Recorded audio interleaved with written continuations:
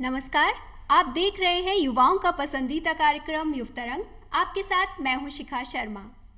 हर युवा का कोई ना कोई लक्ष्य ज़रूर होता है, लेकिन लक्ष्य को प्राप्त करने के लिए बहुत ज़रूरी है कि हमारे युवा शारीरिक और मानसिक तौर पर स्वस्थ हों और अपनी फिटनेस का ध्यान रखें।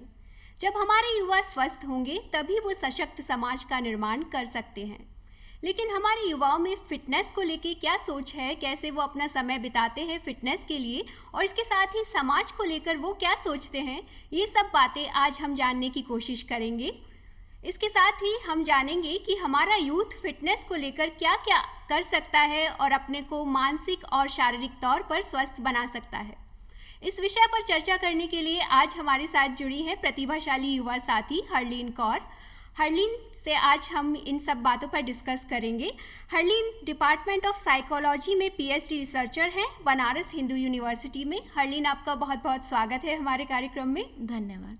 हरलीन, आज की शुरुआत हम ऐसे करेंगे कि हम आपके बारे में जैसे जानते हैं कि आप युवाओं के साथ विभिन्न संस्थानों से जुड़ी हैं और उनके साथ काम भी करती हैं। तो जो पहली बात सामने आती है कि आपने ये सब क्यों सोचा कि आप युवाओं के साथ जुड़ें और उनके साथ काम भी करें?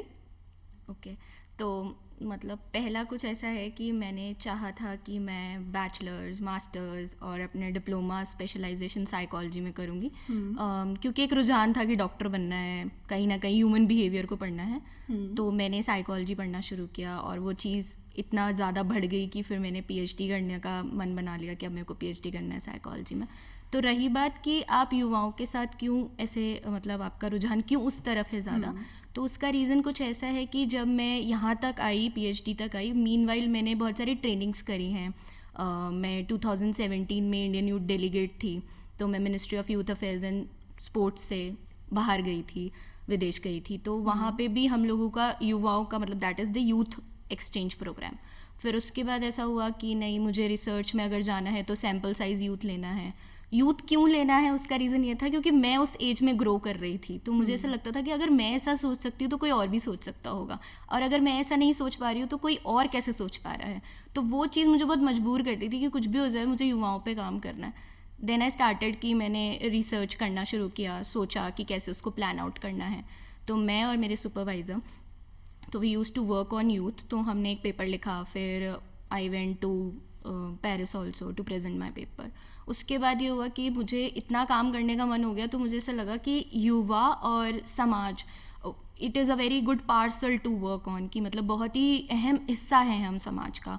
और फिर मैं जब स्टैट्स पढ़ती थी तो मुझे समझ में आता था कि डेटा को जब आप देखोगे प्रेजेंटली, अगर मैं आपके साथ डेटा शेयर करूँगी, तो 229 मिलियन पॉपुलेशन है हम इंडिया का हिस्सा, तो ऑन एंड अराउंड 34% बनने चाहिए अप्रॉक्स में। तो यूथ इतना पावरफुल है, तो वो कर क्यों नहीं रहा है कुछ, मतलब इंडिया बदल क्यों नहीं रहा है। तो वो मुझे बहुत मजबूर करता था कि कहीं ना कहीं कुछ तो है जो मुझे सोचने की ज़रूरत है। तो फिर मैंने सोचा कि वो चीज़ फिटनेस हो सकती है, वो चीज़ समाज हो सकता है। तो फिर मैंने अपनी एक इंटर्नशिप करी मिनिस्ट्री ऑफ सोशल जस्टिस से, और फिर मैं दिल्ली गई, मैंने वहाँ काम किया लोगों के साथ। तो मुझे समझ में आया कि बहुत सारे ऐसे सोशल इश्यूज़ हैं जिस पे यूथ को आगे आना चाहिए, बोलना चाहिए। हम नहीं बोलते हैं, पता नहीं क्यों नहीं बोलते हैं। तो वो जो पता नहीं वर्ड है, उसको ढूंढने का बहुत शौक था। तो उसका नतीजा ये निकला कि मैं साइकोलॉजी परस्यू करती रही यूथ को दिमाग में रख के। जी, तो हरलीन, ऐसा महसूस होता है कि जब आपको महसूस हो रहा था कि आपके आसपास का वातावरण आपने देखा, यूथ को आपने समझा, अभी आपने बात की फिटनेस से जुड़ी हुई, तो आपको क्या लगता है कि कौन सी सोच हमारे यूथ की सामने आती है? क्या वो फिटनेस को लेकर उतना जागरूक है जितना होना चाहिए? This is a very nice question, क्योंकि मुझे ऐसा लगा कि जब मैं फ़िटनेस पे काम कर रही थी, तो जागरूकता की जहाँ तक बात है, अगर आप रिसेंटली भी देखोगे तो हमारे प्रधानमंत्री जी ने फिट इंडिया मूवमेंट शुरू कर दिया था 2019 में। He was very much aware कि कहीं से भी फिजिकल फिटनेस की बात होनी चाहिए। तो वो बात बिल्कुल ठीक है, लेकिन अगर आप मुझसे इस बिहाफ पे पूछते हो कि क्या सच में युवा सोचता है कि उसको फिट रहना है, तो मुझे लगता है कि वो सिर्फ एक फिजिकल अपीयरेंस पे सोचता है कि मुझे फिट रहना है, वो यहाँ से नहीं सोचता है कि उसको यहाँ के लिए भी फिट रहना है। तो दैट वाज माय पॉइंट कि साइकोलॉजी ऐसी क्यों नहीं है, लोग ऐसे क्यों नहीं सोचते हैं। तो फिर उसी के चक्कर में मैंने आपको बोला पहले भी कि मैं पेरिस गई थी अपना रिसर्च पेपर लेके। That was focused about the youth only, कि मुझे यूथ पे ये सोचना है कि वो जिम जाते हैं ना, तो क्यों जाते हैं। मेरा बस छोटा सा सवाल था कि जिम जाते हो तो क्यों जाते हो। तो मैंने जब पाया तो मुझे समझ में आया कि उनको ये पता ही नहीं है कि कितने साइकोलॉजी फैक्टर्स जो हैं वो जिम से प्रभावित हो रहे हैं या आपकी फिजिकल फिटनेस से प्रभावित हो रहे हैं। दे जस्ट गो फॉर, मतलब आप जब जिम जा रहे हो तो आप ये सोच के जा रहे हो कि मेरी बॉडी बन जाएगी और कल को मैं कॉलेज में अच्छा दिखूंगा या दिखूंगी। दे डजंट नो कि आपकी स्लीप उससे अच्छी हो जाती है, आपकी मेडिटेशन करने की पावर बढ़ जाती है, आप फिजिकली फिट होते हैं तो एंडोर्फिन्स एक न्यूरो हार्मोन्स हैं, जब वो रिलीज होते हैं ना तो आप खुश रहते हो, आपका स्ट्रेस बिल्कुल मैनेज रहता है। ये बहुत छोटी छोटी चीज़ें जो हम ध्यान नहीं देते। तो मुझे ऐसा लगता था कि अगर मैं इतना सोच सकती हूँ तो मैं इसके आगे भी सोच सकती हूँ। फिर कोविड का टाइम आ गया, तो जब कोविड का टाइम आ गया तो मैंने फिर रिसर्च करी, तो मैंने इसमें ये देखा, मैंने इंटरव्यू किया था 22 लोगों का, मैं और मेरे कलीग्स ने। तो हरलीन, जब आप ये इंटरव्यू की बात बता रहे हैं, आपने रिसर्च की 22 लोगों पे, तो इनमें आपने क्या आपने उम्र से के अकॉर्डिंग रिसर्च की थी या फिर अलग अलग क्षेत्र के लोगों को आपने चुना था? मैंने ऐसा कुछ भी नहीं सोचा था, मैंने रैंडमली वो सेलेक्ट करने की कोशिश किए थे लोग जो जिम जा रहे थे एटलीस्ट 6 महीने तक, लॉकडाउन लगने से पहले एटलीस्ट। अगर आप 6 महीने ट्रेंड नहीं है आपकी बॉडी, तो WHO उसको नहीं मानता है कि आपने एक्सरसाइज रेगुलेशन फॉलो किया। तो मुझे ये था कि एटलीस्ट जो उनका प्रोटोकॉल है वो फॉलो होना चाहिए 6 महीने के लिए। तो मैंने उन 22 लोगों से, सिंस मैंने पहले भी रिसर्च कर रखी थी, तो मैं उस जिम्स के कांटेक्ट में थी, वहाँ के लोगों के कांटेक्ट में थी, तो मैंने उन लोगों से पर्सनली फ़ोन पे टाइम लेके उनको इंटरव्यू किया, समझने की कोशिश करी कि लॉकडाउन ऐसा पीरियड है ना जहाँ जिम बंद हो गया, जहाँ पे पार्क बंद हो गया, कहाँ से लाओगे, फिटनेस करोगे कैसे? और लोग इतने डिप्रेस थे उस टाइम पे, अगर आप जाके पीछे देखिए, अगर आप खुद को महसूस करेंगी 24 मार्च को आप क्या थी, तो आपको समझ में आएगा कि उस वक्त कितनी हालत खराब थी। यहाँ से सब हिल चुके थे कि करना क्या है, बिल्कुल ऐसे लगने लगा था कि जा ही नहीं सकते। और यूथ इज अ टाइम ना जहाँ आप उसको घर में कैद करके नहीं रख सकते। आप मुझसे ही कह दोगे कि तुम्हें 9 महीने घर में बैठना है, 10 महीने घर में बैठना है, तो मेरा खुद का दिमाग खराब होगा कि मैं कैसे रहूंगी। तो फिटनेस तो बहुत दूर की बात है। तो मुझे ये देखना था कि कितने टाइम बाद दे रियलाइज्ड कि हाँ वो फिटनेस के लिए काम करेंगे, ऐसा क्या क्या है जो उनको मजबूर कर रहा था या मोटिवेट कर रहा था। तो वो सब समझने के लिए मैंने 22 लोगों को इंटरव्यू किया। ऐसा कुछ टारगेट नहीं था कि 22 लोग करने हैं, लेकिन लकीली वो सारे यूथ हो गए। मतलब जितने भी मैंने काम किया वो सब युवा ही हो गए। और ऑब्वियसली जिम जो ज़्यादा फ्रीक होते हैं वो ज़्यादातर युवा ही होते हैं। मैंने आपको बोला उसके पीछे एक साइकोलॉजी है कि हमें बहुत सुंदर दिखना है या अच्छी फिटनेस रखनी है। दे डजंट नो कि उससे क्या क्या और फ़ायदा हो सकता है। तो बायोलॉजी छोड़ के मैंने साइकोलॉजी पे काम करने का सोच लिया था। और इसके रिजल्ट्स की अगर हम बात करें तो आप तो मनोविज्ञान को समझती भी हैं, तो जब आपने उनसे बात की तो क्या बातें सामने आई कि घर में रह के भी वो फिटनेस पे ध्यान दे रहे थे, तो कौन कौन सी एक्टिविटीज़ थी जो कर रहे थे? ये बहुत अच्छा क्वेश्चन है, क्योंकि फिटनेस के टाइम में ऐसा हुआ था कि जब, जैसे मैंने आपको बोला, जब 24 मार्च को आप खुद को रियलाइज़ करोगे तो उस वक्त सबका एक टाइम था कि 1-2 महीने के लिए सब पूरी तरीके से अप्स एंड डाउन्स चल रहे थे लोगों के दिमाग में। लोग हेल्थ के प्रति कॉन्शियस थे, लोग ये सोच रहे थे, पर्टिकुलरली टॉकिंग अबाउट यूथ। तो जो उस पेपर में फाइंडिंग्स हैं वो कुछ ऐसी हैं कि यूथ पहले स्टार्टिंग में बहुत ही नेगेटिव परसीव किया था हमने अपनी सिचुएशन को। जब हम देख रहे थे अपनी सिचुएशन तो वी रियलाइज्ड कि बहुत कुछ गलत हो रहा है, पता नहीं कोई फ्यूचर है नहीं है, इतने फॉर्म्स भरे हुए हैं, जॉब निकलेगी क्या होगा, बचेंगे नहीं बचेंगे, आपको अपना टेंशन है, परिवार का टेंशन है। धीरे धीरे दे रियलाइज्ड कि अब यूनिवर्सिटी हमें रेगुलेशन में टाइम टेबल बना के नहीं देगी, हमें अपने लिए टाइम टेबल बनाना पड़ेगा। तो दैट वाज द फाइंडिंग कि जब आपके पास कुछ नहीं बचा करने के लिए तो लोगों ने कहा चलो ठीक है फिर से फिटनेस शुरू करते हैं। तो उसमें मैंने ये देखा कि लोगों ने घर के, मतलब आप देखोगे तो जैसे कंपनीज की जिनकी बॉटल्स आती है जिसमें पानी के कैन्स आते हैं और ये सब, उन्होंने उसके अंदर पानी भर भर के वेट लिफ्टिंग करी है। फिर आप देखोगे कि जो काउच है उसके ऊपर रिलैक्स करने की कोशिश करी है, सीढ़ियाँ चढ़े और उतरे हैं तो कार्डियो के लिए। तो देर आर मैनी थिंग्स जो उन्होंने सोचा या सीखा। फिर यूट्यूब पे जो सबसे ज़्यादा वीडियोस गए वो इसी बात के गए, और बच्चों ने जो देखे हैं, युवाओं ने, वो इसी के लिए देखे कि घर में कैसे फिट रहना है। तो उसमें कुछ भी हो सकता था। सुबह उठ के किसी को चिड़ियों की चहचहाट पसंद आने लगी तो किसी को अपना ही वर्ल्ड क्रिएट करना था ब्लूटूथ में म्यूज़िक का। तो म्यूज़िक मुझे उसमें समझ में आया। लोग अपनी क्वालिटी ऑफ स्लीप, आप खुद देखना जब आप यूथ से बात करोगे, इंटरव्यू करोगे उनका, तो आपको पता चलेगा कि किसी को नहीं पता था वो कब रात को सोते हैं, कब रात को उठते हैं। कोई टाइम टेबल नहीं था, जब मर्जी आया खाया, जब मर्जी आया सोए। और OTT प्लेटफॉर्म्स, जितना मर्जी आया मूवी देखा, जितना घर में बैठे हो कौन रोकने वाला है, कहीं जाना ही नहीं है, किसी को रिपोर्ट ही नहीं करना। तो दैट वाज द टाइम जिसमें यूथ को बहुत देर से ये समझ में आया कि अगर हम फिजिकली फिटनेस पे ध्यान देंगे तो कहीं ना कहीं मेंटली भी हम फिट रहेंगे। आप अगर कुछ कर ही नहीं रहे, आपके शरीर से पसीना निकल ही नहीं रहा, तो कोई ऐसा चारा नहीं है कि आपका दिमाग बिल्कुल स्वस्थ रहने वाला है। ये तो बिल्कुल ही भूल जाने वाली बात है। तो हरलीन, जिम के अलावा अगर हम बात करते हैं, जो लोग जिम जा रहे थे, आपने उनसे बात की तो उन्होंने कौन सी एक्टिविटीज़ को अपनाया अपने लिए? एक्टिविटीज़ में उन्होंने सबसे ज़्यादा ये अपनाया, जैसे मैंने पहले भी बोला कि स्किपिंग रोप्स वो बहुत ज़्यादा यूज़ करने लगे, या घर के ही, क्योंकि क्या होता है जब आप जिम जाते हो तो आप कहीं ना कहीं उनके जो इक्विपमेंट्स हैं, उनके जो वो हैं, उन पे आप डिपेंड हो जाते हो। तो वो चीज़ का दिमाग से नहीं जाता है बहुत जल्दी कि अरे वो तो मैं उसी मशीन पे कर सकता हूँ और ऐसे। फिर यूथ ने सबसे ज़्यादा अडॉप्ट करी एक चीज़, योगा। बहुत देर से समझ में आया लेकिन आया। तो योगा करी है, और कुछ कुछ आसन्स हैं जो उनको बहुत परफेक्ट लगे कि अरे कहीं जाना नहीं है, खुद की छत पे ही जाओ, धूप हो रही है, सुबह सुबह फटाफट, और अपना ही म्यूज़िक सिस्टम लगाया कानों में ब्लूटूथ और इसके माध्यम से, and they tried to practise that. तो योगा मेडिटेशन अगर आप देखोगे तो बहुत ज़्यादा बढ़ गया यूथ में अचानक से, and then they lead a stable life. कि हाँ, पहले वर्क में प्रॉब्लम हो रहा था या बहुत सोच रहे थे किसी भी चीज़ के लिए, तो धीरे धीरे, इतना नहीं हुआ है कि एकदम ज़ीरो हो गया, क्योंकि कोविड अभी भी है, तो वो एक दिमाग में थॉट रहती है, लेकिन हाँ, उस थॉट को कैसे रेगुलेट करना है उसके लिए people have tried a lot of activities. तो हरलीन, आपके अध्ययन से तो हमें ये समझ आता है कि हमारा यूथ जो समझता है कि जिम जाकर ही वो अपनी फिटनेस पे ध्यान दे सकता है, वो अगर घर पे भी चाहे तो बस थोड़ा सा समय देना है और अपनी मानसिकता को जिम से निकाल कर अगर घर पे भी रखते हैं फिटनेस की, तो वो हो सकता है। ये बिल्कुल पॉसिबल है, लेकिन आपको दिमाग में ये रखना पड़ेगा कि मैं ये नहीं कह रही कि आप जिम मत जाओ, मैं तो खुद चाहती हूँ कि आप जाओ। मुझे ये है कि ऐसा नहीं होना चाहिए कि एक चीज़ आपके ऊपर विराम लगा दे कि अगर ऐसा हो गया तो सब चीज़ें रुक जाएगी। No, there is always a other way out. Time लगता है, वो यूँ होता है ना, एक ताला है, अब उसकी की है, अब आप सोच रहे हो उसकी चाबी बन ही नहीं सकती, खो गई, तो ऐसा नहीं हो सकता। कहीं ना कहीं से आप चाबी वाला ढूंढ के लाओगे ही लाओगे अगर आपको ताला तोड़ना है। ये आपके दिमाग की बनाई हुई उपज है ना, कि मैं तो ये अगर ऐसा बंद हो गया तो फिर मैं ये नहीं कर पाऊंगा। स्लोली एंड ग्रेजुअली, क्यों ये इतना कंसेप्ट था, मुझे ये चीज़ बहुत अच्छी लगती है कि आज का यूथ धीरे धीरे ये समझने लगा है कि हमारा जो पुराना टाइम था वो सबसे अच्छा टाइम था, उसको वापस से लाने की ज़रूरत है, समझने की ज़रूरत है। हाँ, बी विद दैट, आपको जिम जाना चाहिए, अगर आपको मौका मिलता है आप ज़रूर जाइए, क्योंकि जैसी शेप करेंगे आपकी बॉडी, आई डोंट थिंक वो कोई और तरीके से हो सकती है, तो उसके लिए कोई ऑप्शन नहीं है। तो हरलीन, हमने ये जो बात की अभी वो तो जुड़ी हुई थी फिजिकल फिटनेस से। अभी तक हम जो बातें करते आ रहे थे जिम से लेके घर तक रहना है, कैसे रहना है और क्या क्या एक्सरसाइज करनी है, लेकिन एक जो बात आती है वो मानसिक स्वास्थ्य से जुड़ी हुई है।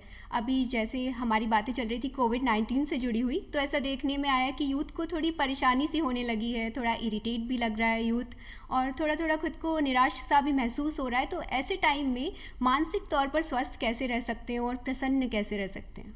That is again a very good question. Problem ये है कि हमें ये समझ में नहीं आ रहा कि चीज़ें ना जुड़ी हुई हैं। अगर आप फिजिकली फिट हो फिर आप मेंटली फिट हो, अगर आप मेंटली फिट हो तो आप फिजिकली भी फिट हो। उसका रीज़न क्या है कि एक कड़ी है दोनों के बीच में। अगर मैंने दिमाग में सोच लिया कि आज से मुझे इतना प्रॉपरली ये से खाना है, ऐसे व्यायाम करना, तो चीज़ें हो जाएंगी आसानी से। अगर मैं अपने दिमाग को इस बात के लिए ट्रेन नहीं कर पाई तो तकलीफ हो जाएगी।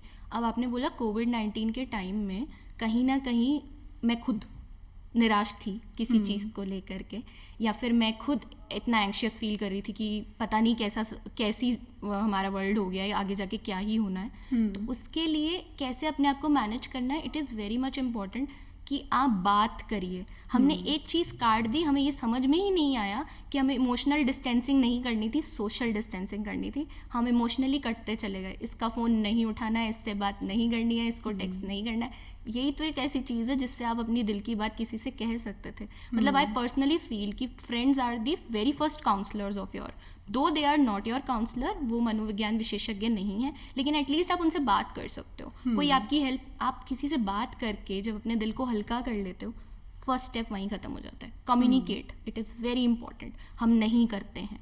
तो इस चक्कर में क्या हुआ, यूथ अपने आप में कहीं ना कहीं इंटीग्रेट हो गया। क्योंकि आप देखोगे अगर आप ही का कोई दोस्त फार्मास्यूटिकल में काम करता है तो उसको इंक्रीमेंट मिला होगा कोविड के टाइम पे, क्योंकि उसने बहुत ज़्यादा सैनिटाइजर बचा के बेचे होंगे, और आपकी नौकरी छूट गई होगी। तो आप क्यों उससे बात करना पसंद करोगे जो एक बंदा अचीव कर रहा है और आप डिमोशन होता चला जा रहा है आपका। ये एक प्रॉब्लम है कि हम दूसरों से कंपेयर कर रहे थे। मुझे ऐसा लगा कि कोविड-19 एक वो टाइम था जिसको यूथ को समझना चाहिए था कि पीछे जाके देखिए आप क्या करते आए हैं, रिफ्लेक्ट करिए कि क्या आप सही करते आए हैं, एंड देन रियलाइज कि आगे कैसे जाना है। तो उसमें मानसिक स्वास्थ्य को इम्पोर्टेंट रखना ही है।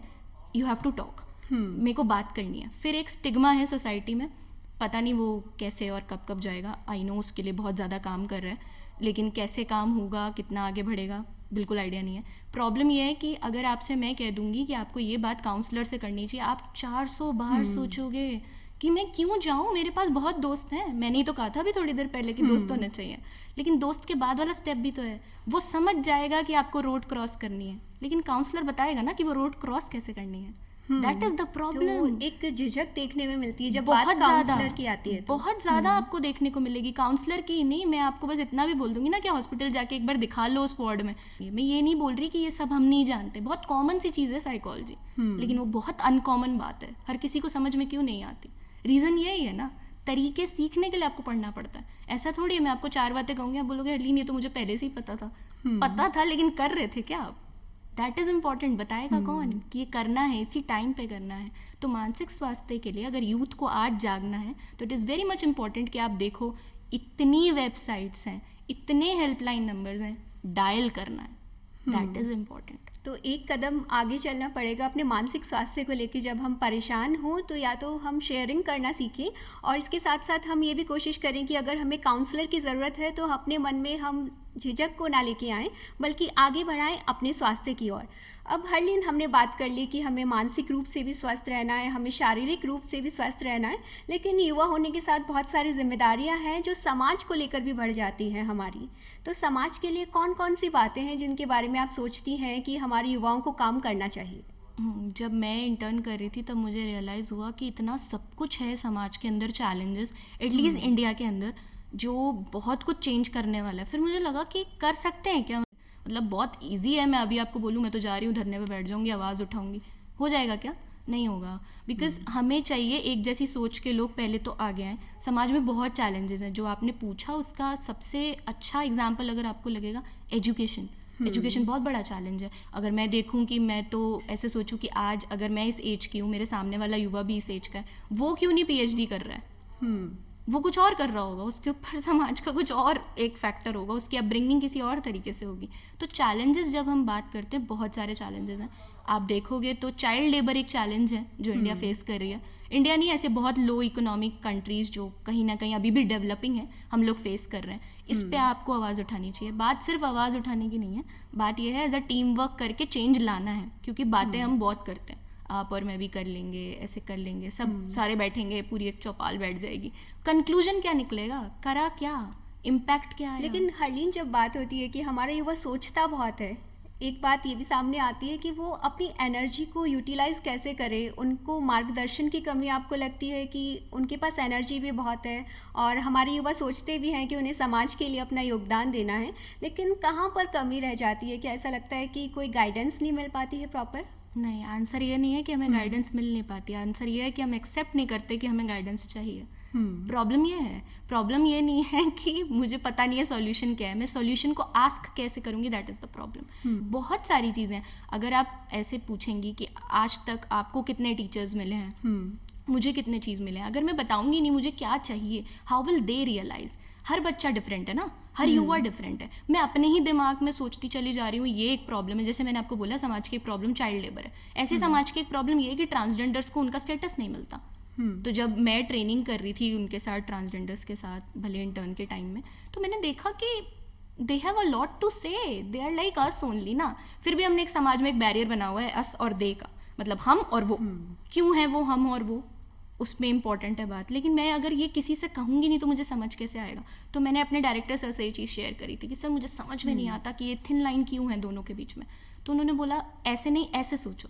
मैंने पूछा तो किसी ने आके मुझे गाइडेंस दी। ऐसा तो नहीं था कि मैं घर बैठी थी और ऑल ऑफ अ सडन उनका फ़ोन आए मुझे कि अरे हरलीन ऐसे नहीं ऐसे सोचो। उनको क्या पता मेरे दिमाग में क्या क्वेश्चन है, उनको क्या पता कौन सी ऐसी थॉट है जो मुझे परेशान कर रही है। तो प्रॉब्लम असल में ये है कि हम जाके गाइडेंस सीख नहीं करते। हमें पता नहीं ऐसा क्यों लगने लग गया है आज की जनरेशन को कि आप एल्डर्स को कुछ पूछ ही नहीं सकते, समाज पूरी तरीके से बदल गया है, उनकी गाइडेंस का क्या फ़ायदा, हम में इतनी एनर्जी है, आई अग्री, चैनलाइज कैसे करोगे, सही जगह लगाओगे कैसे, वो तो बताने वाला एक्सपीरियंस होना चाहिए ना कोई। तो हरलीन, ये ज़रूरी है कि हमारे युवाओं के मन में अगर कुछ संशय आता है, कुछ सवाल आते हैं, कोई भी बात आती है, तो उसे शेयर करना सीखें और अपने बड़ों से पूछना सीखें, बोलना सीखें। बोलना पड़ेगा, कोई नहीं आएगा आपके दिमाग से ढूंढने के लिए कि आपको क्या चाहिए, आपको बताना पड़ेगा, आपको पूछना पड़ेगा, और वो जब बोले उनको सुनना भी पड़ेगा, उनको मौका देना पड़ेगा। हाँ, हो सकता है कोई छोटी बड़ी बात हो सकती है, आपको उनकी बात पसंद आए नहीं आए, राय तो लेनी है ना।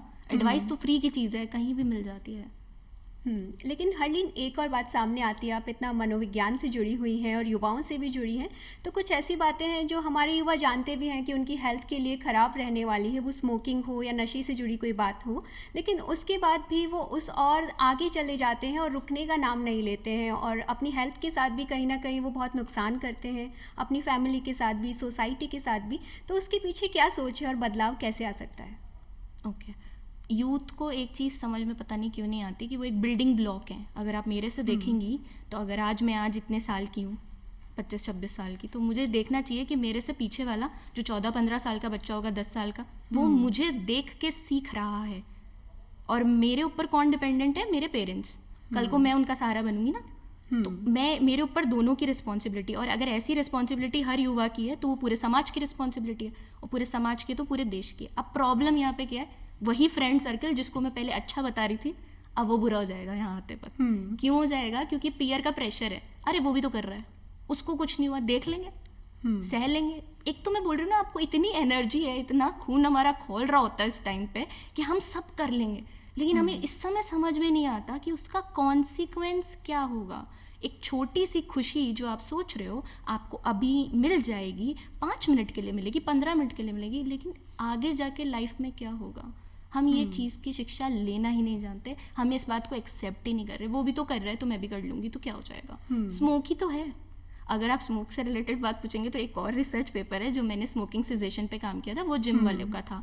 तो मैं उसमें ये देख रही थी कि क्या फिजिकल फिटनेस कहीं ना कहीं स्मोकिंग की आदत छुड़वा सकती है क्या, कि अगर मैं फिजिकली इतना फिट हो जाऊँ, अपने ही इन्वॉल्वमेंट में रहूँ। तो आंसर इसका ये है कि अगर आप पूरी तरीके से देखेंगे तो पीछे मानसिकता कहीं ना कहीं पीयर प्रेशर की है, कहीं ना कहीं एक स्टेटस सिंबल है जो हम बनाने चले हैं, उसको निभाते निभाते हमारे पीछे ये रहता है वो भी तो कर रहा है तो मैं कर लूँगा तो क्या होगा, आज नहीं कल बदलाव आ ही जाना है।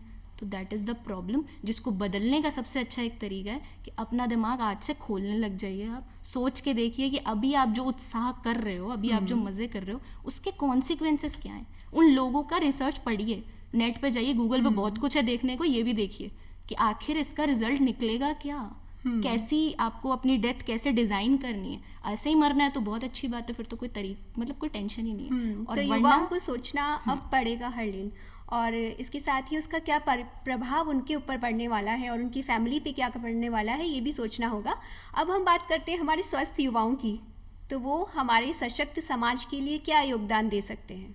ओके, तो स्वस्थ युवा अगर सशक्त समाज के लिए कुछ योगदान दे सकते हैं तो पहले तो यही दे सकते हैं कि उनको इतना समझ आ जाना चाहिए आप कोई भी फील्ड का हिस्सा हैं।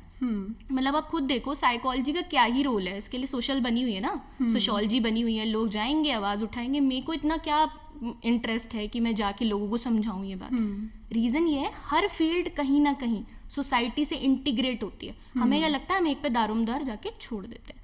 अगर आप और मैं एक स्वस्थ युवा है तो हम इतना सोच सकते हैं ना कि समाज में क्या क्या चैलेंजेस है जिनको ठीक करना है, और जो चीज़ ठीक है उसको अप्रिशिएट भी करना है।